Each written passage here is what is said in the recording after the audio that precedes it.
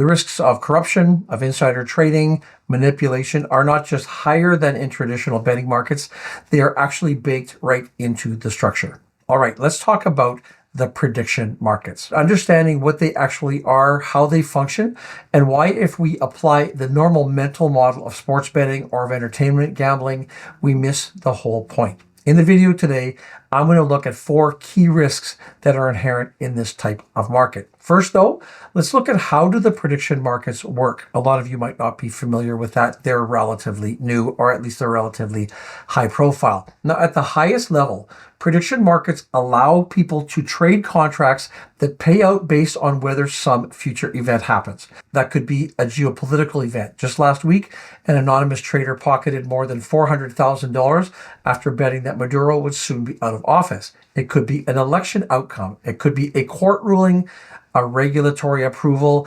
If the event happens, the contract settles at 1.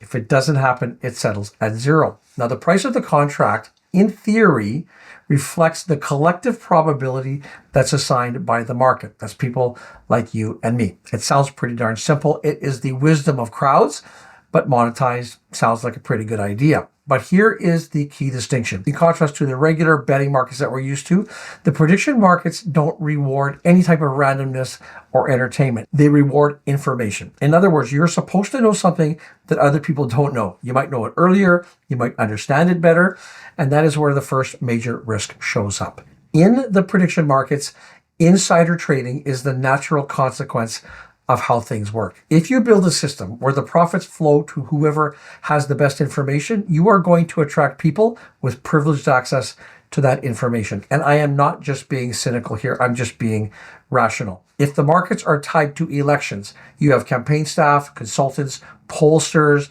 and donors. If you have markets that are tied to regulation, you've got agency staff, lawyers, lobbyists, you have contractors, even the markets that are tied to court decisions. You have clerks, you have attorneys, and you have parties that are close to the case. They are identifiable groups of people who routinely know the outcomes, the timelines, or the probabilities before the public does. Now, in traditional financial markets, that's where we have decades of securities law. That's where that steps in. Insider trading is defined, it's litigated, it's enforced, and it's punished. It's not perfect, no doubt about that, but the boundaries are at least visible. We can see what those rules are. Now, in the prediction markets, those boundaries are still very, very blurry. In a lot of jurisdictions, it's not even settled what constitutes illegal insider trading when the underlying asset is not a stock or a bond, but, for example, an event. Let's look at 3 scenarios. If a regulator trades on insider information about the timing of rulemaking, is that illegal? If a campaign staffer trades on internal polling data,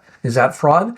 Or if a lawyer trades on a draft settlement that they've already seen, where does that fall in the law? There isn't a ton of case law yet. There isn't much enforcement precedent. On many platforms, actually, especially the crypto native ones, there's not even strong identity verification to begin with. And that means that insider tradings can trade under the radar. They can spread their trades across multiple accounts, all while technically operating in a legal gray zone. Now, let's take a look at the second risk. A problem is that as it stands today, the prediction markets are often very thinly traded. When you compare it to equities or futures, or even the major sports books out there, liquidity is extremely limited. And that means that prices can move a lot on relatively small volumes. And in a thin market, we see this in the stock market, if you have an actor who is motivated to do wrong, they don't need millions of bucks to shift the odds. In a lot of cases, they need tens of thousands. In some cases, even less. We saw that with the Maduro bet. And once prices move, something very interesting happens.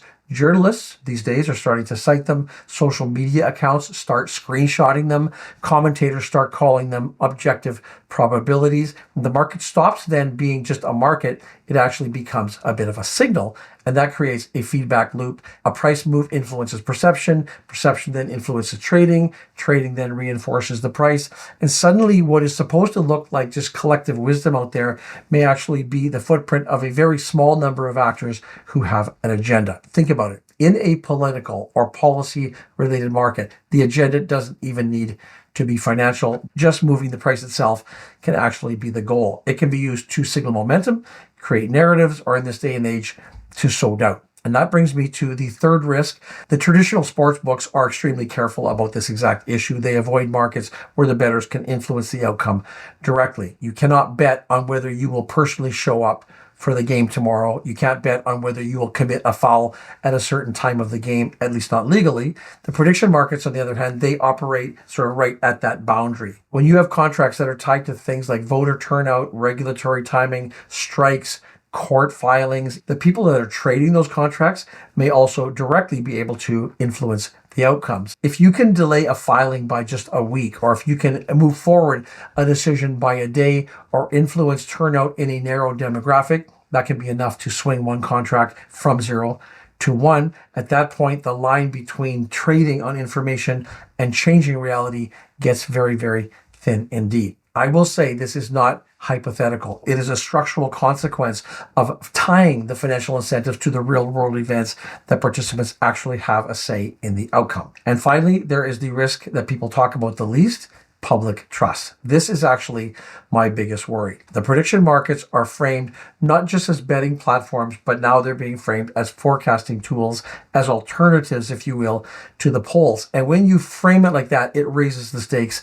dramatically. If the markets are later shown to be systemically influenced by the insiders or by manipulators, the damage isn't just to that one platform, it is to the entire idea that these markets can aggregate information honestly. And once that credibility is gone, it is very, very hard to rebuild, especially when that core promise was that these prices reflect reality, not just control and not just power. Now, I do get it. These markets are very, very popular these days. But when people say here, and I've heard it, that the risks are just theoretical, I would push back on that. As I said, these risks are structural. In fact, they look a lot like the problems in the early financial markets that we faced before the modern securities regulations existed. If the lawmakers at this point don't put systems in place to ensure things like robust surveillance, like clear legal definitions of what insider trading is, meaningful penalties, then these markets are just going to continue to be abused. That will probably grow and grow unless some real strong steps are made. Now, in my Pulse newsletter this weekend, my poll question was, what should governments do about prediction markets overall? You can see a list here of the possible answers. Scan the QR code on your screen and tell me what you think. I don't like these things, but maybe you can tell me why I'm wrong. As always, thank you for watching. See you in the next video.